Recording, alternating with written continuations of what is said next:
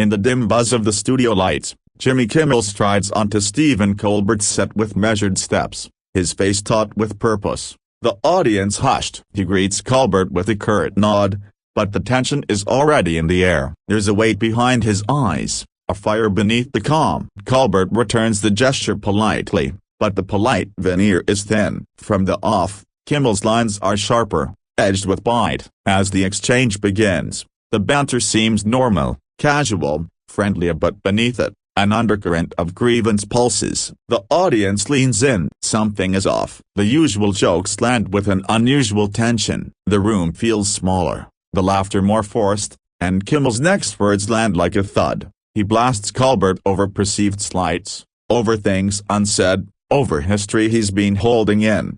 The words come fast. Kimmel speaks of loyalty, of broken promises, of burdens carried alone. He accuses Colbert of neglecting to show solidarity when it mattered most. He reminds him of moments when Kimmel felt abandoned, speaking of long nights, phone calls unanswered, and public defense left unsaid. The tone shifts. What began as light sparring becomes a confrontation. The audience grows uneasy. A hum of tension vibrates through the seats. Colbert's face flickers through surprise, defensiveness, hurt. He opens his mouth, then closes it, ranks of thoughts flickering behind his eyes. Kimmel's voice rises, and for a moment the line between comedy and argument blurs entirely. He accuses Colbert of pretending neutrality, of being complicit in silence. He demands to know where he stood in the times Kimmel needed him most. Colbert breathes, eyes sharper now. He pushes back. You think I was never there? He brings up public moments where he defended Kimmel or stood with him, citing reactions,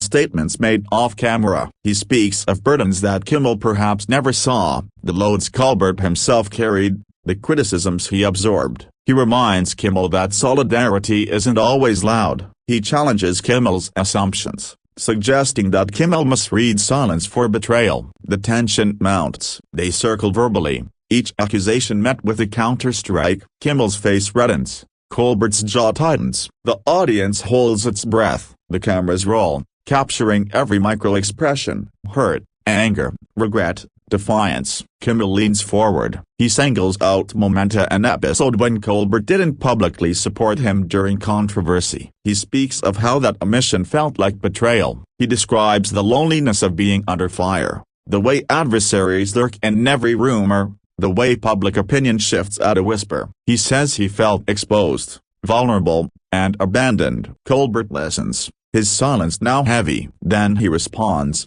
"Forgive me if I failed you, but I was battling my own storms." He recalls how he too was under pressure. Network executives, cancellation rumors, corporate demands. He denounces the idea that he could always show public support and yet be expected to shield himself from his own fires. The exchange becomes electric. Kimmel accuses Colbert of taking the easy way, of speaking up only when safe, of retreating when it mattered. Colbert fires back that Kimmel's expectations are impossible, that the theater of public solidarity is a stage upon which no one stands unscathed. He reminds Kimmel that the cost of being outspoken is personal, a loss of privilege, backlash, censorship. The words pound. The audience shifts, some stare, some fidget. The studio feels smaller now, hot. They are no longer comedians trading jabs, so they are two wounded friends, dueling in public. Behind Kimmel's bravado flickers vulnerability. Behind Colbert's precision lurks sadness. Kimmel's voice cracks, just a little. He speaks of nights he couldn't sleep, of doubt creeping in, of wondering whether Colbert believed in him as much as he believed in himself. He frames it as a betrayal of brotherhood. He speaks of trust fractured, of alliances that fail when tested. Colbert's eyes soften. He interrupts, "I did believe in you." He reaches for reconciliation even as he studies his own defense. He says the weight of public expectation is crushing. He confesses that he sometimes stayed silent out of survival, not malice. The audience shifts, some lean forward, uneasy, drawn to the rawness. Kimmel nearly interrupts, mid-breath, "Don't tell me silence was survival when I needed you to roar." The sting is sharp. Colbert recoils for a beat, then steadies. "Silence does not always equal weakness," he says. "Sometimes silence is strategy, sometimes silence is compromise." Sometimes silence is preservation. He asks Kimmel if he understands that not every fight is winnable publicly. Kimmel's jaw tightens and he nods slowly, pained. He begins to lower his tone. The words slow. The anger recedes somewhat. The audience exhales that they didn't know they'd been holding their breath. The conversation shifts direction, from accusation to intricacy. Colbert offers examples, moments he did intervene, gestures people never saw. He talks of alliances negotiated behind closed doors, phone calls not televised. He reminds Kimmel that public gestures are sometimes the easiest path, while the real fights are often hidden, silent, brutal. He says he tried to carry Kimmel's burden in his own way. He asks Kimmel to see that what he perceived as cowardice may have been constrained. Kimmel listens, jaw tight, eyes moist. He nods, absorbing. The tension diffuses just a notch. Less a battle now, more a reckoning. Kimmel exhales, voice gentler now. He says, I was hurt. He confesses the loneliness, the perception that Colbert's silence felt like abandonment. He admits that maybe he projected,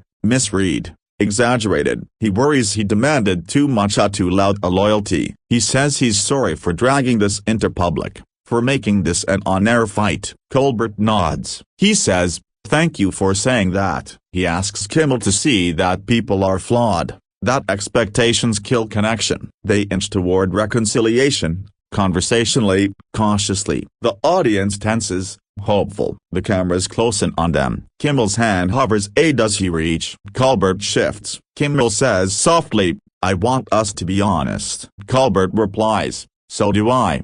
They speak of the weight of their platforms, of public personas that swallow private pain. Kimmel says his outburst isn't performancia, it's anguished truth. Colbert says he doesn't want to be perfect, just present. They discuss the damage done, the words unspoken, the years they let distance gather. The audience is silent, riveted, witnessing something raw, unfiltered, broken, beautiful in its vulnerability. Kimmel's voice cracks again. He says, I love you, man. The words hang. Colbert's eyes blur. He says, I love you too. There is no humor here, no punchline. There is only two men, long in fight, finally laying down arms. The air changes. You hear the studio hum again, like a held breath released. The audience slowly claps, uncertain, awed. The tension finally splits. They look at each other, not as adversaries, not as hosts, but as fragile humans. And in that moment, the late-night lights feel small and sacred, the cameras distant, the jokes trivial. In the seconds after, Colbert reaches forward, places a hand on Kimmel's forearm. Kimmel nods. They share a look of shaky resolution. Neither has won. Neither has all the answers. But they have spoken truth. They have hurt and been hurt. They have risked public breakdown to salvage private bond. The audience applauds not for performance, but for witnessing. The show might go on. The jokes will return. But something changed. What was comedic banter now feels like a covenant renewed. Kimmel shifts in his chair, voice steadier now. He says, let's rebuild trust. Colbert agrees. They speak of forgiveness, of mistakes, of intentions misunderstood. Kimmel offers to listen more. Colbert offers to speak more. They vote to be better, to not let public pressure silence them. They vote to protect each other. They vote to remind the other when darkness looms. The audience feels the weight and hope of those vows. The cameras linger, capturing sincerity in their eyes. The late-night world, always glib, feels for a moment truthful. As Kimmel prepares to leave, he stands and steps toward Colbert. The audience rises. Applause grows. Sincere. Colbert stands too. They embrace a brief, real. The cameras pull back. Kimmel waves. Colbert waves. The lights fade in soft blur. The show resumes, but the energy is changed, heavier, warmer, real. The words they exchanged will echo behind scenes forever. The night ends not with a punchline, but with a healing. Not with competitors clashing, but with two men rebuilding their tie. The closing fade. Kimmel exits left. Colbert returns the desk. The audience still applauding. The lights dim. The air remains electric, charged with what was said, what was mended, what remains unspoken. The late-night world resets. Yet this confrontation won't be forgotten. It became confession, reckoning,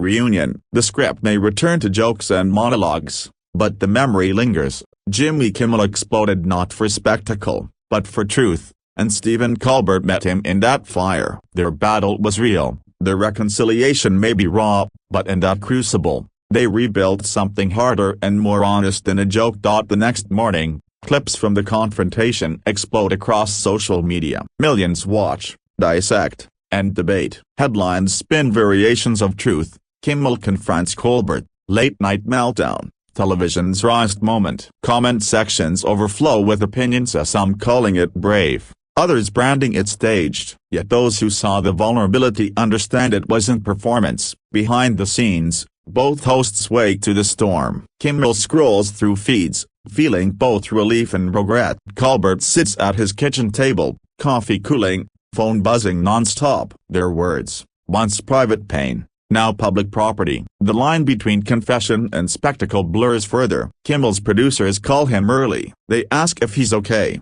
if he planned it, if he wants to issue a statement. He sighs, unsure. "No, I didn't plan it," he admits. "I just snapped." He knows honesty can be career suicide, but hiding behind PR would feel worse. Across the city, Colbert's team debates strategy. Some urge damage control, others say authenticity should stand alone. Colbert listens, silent, finally saying, "Let's not erase it. Let it breathe." The industry, accustomed to scripted emotion, suddenly faces something raw, unscripted, and real. Kimmel decides to address it on his own show that night. As cameras roll, he looks different, less polished, more grounded. He tells his audience he regrets how it happened, but not that it happened. "Sometimes," he says, "you spend years joking when you should have been honest." The crowd listens, quiet. He speaks of friendship, misunderstanding, forgiveness. He says he loves Stephen and that pain, when shared, can heal. It's not a performance, it's penance. The audience claps softly, sensing sincerity rather than spectacle. The moment lands, fragile and human. Meanwhile, Colbert opens his own monologue with equal humility. He plays no clips, makes no jokes about the blow-up. "You saw something real," he says, two friends trying to find each other in the chaos of lights and laughter. He thanks Kimmel for confronting him, even if it hurt. He admits he's not perfect, that fame often isolates, and that the mask of comedy hides more fear than fun. The audience applauds, not wildly but warmly. It feels like collective exhalation and acknowledgement that even heroes of humor are humans who break. The industry reacts unpredictably. Some rival hosts offer empathy, others mock. Online commentators turn it into content, analyzing tone, body language, imagined motives. But amid the noise, something deeper stirs. People begin talking about real communication, friendship, accountability, and emotional honesty. Hashtags rise, #KimmelColbertTruth, #RealTalk, #Beyond the Joke. Viewers say they saw something therapeutic in that chaos. For once, late-night television sparked introspection instead of irony. The networks, though wary, sense the cultural pulse shifting. In private, Kimmel and Colbert exchange messages. The first one is awkward. "Hey, are we good?" Colbert replies, still breathing, still grateful. Slowly, the conversation rebuilds. They talk late into the night, and not for ratings but for closure. They discuss how fame warps relationships, how success isolates. They laugh about how their emotional explosion turned into global headlines. Yet beneath laughter, relief lingers. They needed that rupture to clear the air. They rediscover a quiet respect, something that existed before egos and expectations. Days later, they meet again, and no cameras, no scripts. In a small cafe, tilde copyright tucked away from paparazzi, they share coffee and silence before words find them. Kimmel apologizes again, softer this time. Colbert admits he too felt resentment, old wounds that had festered unspoken. They talk about burnout, the weight of being funny on demand, the fatigue of constant performance. There's no audience, no applause, just two men confronting the cost of success. Their laughter, when it comes, feels real again, unforced, light. Colbert later describes the meeting on a podcast. "Sometimes friendship needs fire to forge again." The quote circulates widely. Kimmel reposts it with the heart emoji. Fans rejoice. The world loves a redemption arc, but for them, It isn't Prince repair. That week, both hosts take subtle steps toward transparency in their shows. They start weaving vulnerability into comedy. Jokes about failure, about therapy, about anxiety suddenly feel more resonant. Late night, long a fortress of irony, begins to look more human. Critics start calling it a cultural turning point. The Kimmel-Colbert confrontation, one writer notes, did what no viral monologue could. It broke the illusion that comedians don't bleed. Think pieces pour out, dissecting masculinity, emotional repression, friendship under fame. What was once an on-air explosion becomes, in hindsight, an act of courage. Both hosts resist commercializing it. They refuse branded specials or joint interviews. They simply let the story live, imperfect, raw, and instructive. Authenticity, it seems, still has power. Weeks pass, ratings dip, then rebound higher than ever. Not because people crave drama, but because they crave truth. Both hosts begin inviting guests to speak about vulnerability, empathy, and communication. Audiences respond. There's laughter still, but now laughter layered with recognition. It's as if the confrontation cracked something open in viewers too. The cultural mask slips, even slightly, and that's enough. For once, the joke isn't the shield up, it's the bridge. Offstage, their friendship flourishes again. Kimmel texts Colbert jokes before his show. Colbert sends him memes. They share dinners, swap stories, even collaborate on a charity event supporting mental health. When they appear together again months later, the reunion is calm, unforced. The audience cheers wildly, but the two simply smile knowingly. Their eyes say it all. This time, it's peace, not performance. They tease each other playfully, but there's warmth where tension once lived. During that reunion, Colbert says quietly on air, "We went through something real." Kimmel nods, adds, "And I'd do it again if it meant getting here." The audience erupts, but their smiles remain humble. The cameras capture not just comedians but men who evolved. They've become symbols not of rivalry, but of reconciliation. Viewers see that confrontation,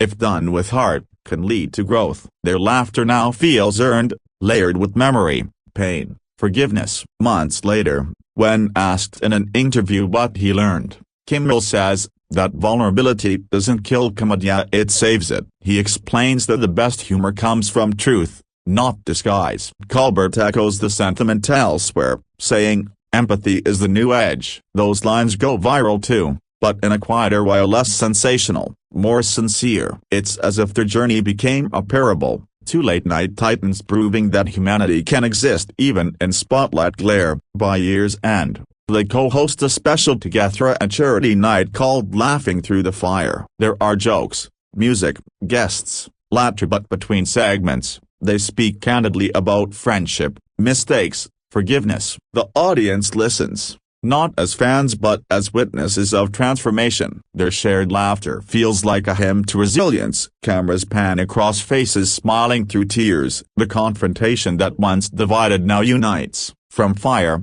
they forge something rare. Truth broadcast at 11:30 p.m. When the credits roll that night, Kimmel and Colbert stand side by side. They clasp hands, raise them, smiling. "This," Kimmel says, "is what healing looks like." Colbert nods. And what comedy was always meant to be: connection. The applause swells. The lights fade. Outside, the world scrolls and tweets, but something lingers, an echo of sincerity in a world of noise. What began as explosion ends as evolution. The story closes not on fury but forgiveness. In the end, two men proved that truth, though painful, can still be televised. In the months following Laughing Through the Fire, both Jimmy Kimmel and Stephen Colbert notice subtle changes in their lives. Work feels lighter, not because it's easier, but because the pressure to perform without feeling has eased. They still write monologues, interview stars, and land jokes, but now the laughter feels rooted in something real. Behind the scenes, producers talk about how both men seem calmer, more grounded. The fiery confrontation that once shocked the world now serves as a quiet reminder. Truth heals, even when it burns first. Kimmel starts journaling again, something he hadn't done in years. He writes not for content, not for bits, but for clarity. He reflects on fame, family, and forgiveness. Some nights, He rereads transcripts of that night with Colbert and wonders how close they came to losing everything. Instead, they found redemption. Colbert, on his side, begins meditating before shows. He finds peace and stillness, a concept alien to him during his Colbert Report days. The noise of the world still hums, but inside, something quieter has settled. Their audiences evolve with them. Fans who once tuned in just for political satire or celebrity banter now stay for connection. The tone of late night begins to shift across the board. Other hosts start embracing authenticity to a less mockery, more meaning. The trend isn't forced, it's contagious. Clips of Kimmel and Colbert talking openly about mental health, loss, and fatherhood circulate online, touching people far beyond the world of comedy. Suddenly, vulnerability becomes cool. Authenticity becomes the new applause line. One evening, Kimmel receives a handwritten letter from a fan in his 60s who writes, "I watched your Confrontation live. It made me call my brother after 20 years. Kimmel cries quietly reading it. He forwards it to Colbert, who replies simply, "That's why we did it." They both realize that their on-air explosion, once feared to be career suicide, has rippled through lives they'll never know. The power of openness, magnified by media, becomes their unspoken mission. They learn that healing can be contagious too. Award season arrives. Both hosts are nominated not for jokes or ratings but for a humanitarian award recognizing authentic storytelling in entertainment. The ceremony feels surreal. When their names are called together, they stand side by side once again. The applause is thunderous, but they look at each other, remembering the night it all began in fire. Kimmel speaks first. "We didn't plan to make history. We just stopped pretending." Colbert adds, "Sometimes the most dangerous thing on TV is the truth." The crowd rises to its feet. Fame's machine still hums around them, but they navigate it differently now. They decline divisive debates, refuse to mock colleagues for easy laughs, and instead champion empathy-driven humor. Critics call it the new honesty era. Others dismiss it as soft comedy. Neither man cares. They've rediscovered purpose, laughter that heals, not wounds. Behind the curtain, they sometimes joke, "We went from late-night warriors to late-night monks." The transformation, though teased, feels right. The chaos that once defined their careers has turned into calm. In quieter interviews, they open up about therapy. Kimmel admits he finally sought help after that night, realizing how much anger he carried beneath humor. Colbert reveals that he too was confronting old grief. Together, they normalize the idea that comedians don't have to hide their pain. Viewers respond overwhelmingly. People see themselves in their struggle as two powerful figures admitting imperfection. The myth of unshakable celebrity begins to crumble, replaced by something better: relatability. A year passes since the confrontation. To mark the anniversary, they record a joint podcast titled The Long Night. It isn't scripted, it's two friends talking about vulnerability, fame, and forgiveness. They discuss how laughter can coexist with sorrow, how competition can coexist with love. The podcast becomes a hit overnight, praised for its candor and warmth. Listeners say it feels like therapy disguised as conversation. They laugh, cry, and reflect. What began as scandal has turned into legacy. As the podcast thrives, they start mentoring younger comedians. They warn them about burnout, rivalry, and the trap of performing emotions instead of feeling them. "Don't be the guy who hides behind the joke," Colbert tells one newcomer. "Be the guy who tells it because he lived it," Kimmel adds. The advice spreads through comedy circles like gospel. Soon, open conversations about mental health become common backstage. A cultural shift quietly takes hold, led by two men who once shouted across a desk. At home, life softens too. Kimmel's children notice he laughs more freely, hugs longer, listens deeper. Colbert's wife says he's lighter now, less burdened by the mask he used to wear. Fame still demands much, but they've both learned boundaries. They make time for silence, family dinners, gratitude. They no longer chase every viral moment, they let moments come to them. Success feels less like climbing and more like arriving. The noise of television fades each night into something gentler, realer. Years later, Retrospectives revisit the infamous Confrontation. Documentaries frame it as the night late-night television grew up. Scholars discuss how two comedians shattered the myth of constant tyranny. Fans recall exactly where they were when it aired. Yet for Kimmel and Colbert, it's less about history and more about humanity. They remember how much it hurt before it healed, how fragile truth feels before it becomes strength. They smile privately, knowing their worst moment birthed their best selves. The bond between them grows familial. They spend holidays together, share vacations with their families, exchange handwritten birthday notes. Their friendship becomes the kind of quiet constant both the man once thought impossible in show business. Colbert jokes during one dinner, "We fought on TV and ended up like brothers." Kimmel laughs, "Next time, let's just talk off air." They clink glasses. What began as fracture now feels unbreakable, sealed by shared humility. The media eventually moves on, but the echoes remain. Every few years, a new host cites that episode as inspiration. Universities use it in communication courses,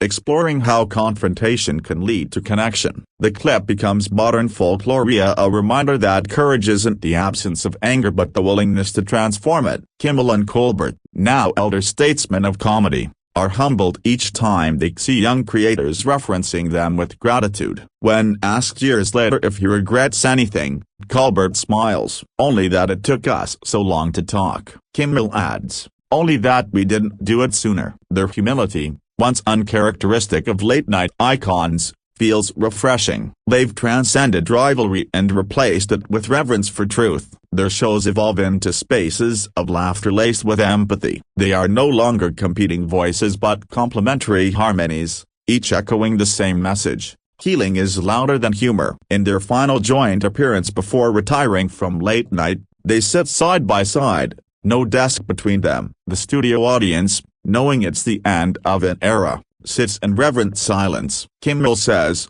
"We started as jesters." Colbert replies, "And ended as friends." They thank the audience for letting them grow in front of millions. They bow together not for applause, but in gratitude. The lights dim, the crowd rises. Two men who once clashed under cameras now leave behind a legacy of truth. In the hush that follows, the laughter lingers, a pure, forgiving, eternal